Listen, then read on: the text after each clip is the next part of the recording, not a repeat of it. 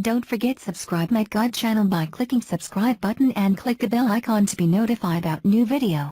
Tomato Pore Reducer Mask 1. Mixed lime and tomato. Combine a tablespoon of tomato juice with 2 to 4 drops of fresh lime juice. Whisk the two ingredients together until they are well blended. Make sure to use fresh lime and not lime concentrate to ensure the efficacy of the treatment. Again, it is wise to wash your face before using this treatment. 2. Apply the mixture. Liberally apply this mixture to any part of your body where you are experiencing excessive oiliness.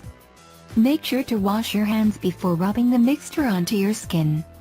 Leave the lime and tomato mixture in place on your skin for at least 15 minutes. It is not unusual for your skin to become itchy or tingly when allowing this mixture to sit. There are agents in the citrus fruits that cause itchiness in some people.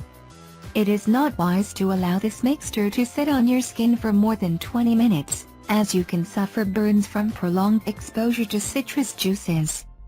3. Rinse and dry. Using cool or cold water, gently rinse away the lime and tomato mixture. Pat the skin dry with a clean, soft towel or washcloth. Never rub your skin while drying, as rubbing can cause unnecessary redness and irritation. Always pat your skin dry and do not rub your skin with a towel. Rubbing can help spread bacteria. 4. Use the treatment weekly. There is no limit to how often you can apply this treatment. To combat the regular buildup of oil, apply this treatment on a weekly basis. If you are experiencing excessive oil buildup, use this treatment 2 to 3 times a week. Again, tomatoes provide a number of benefits for your skin.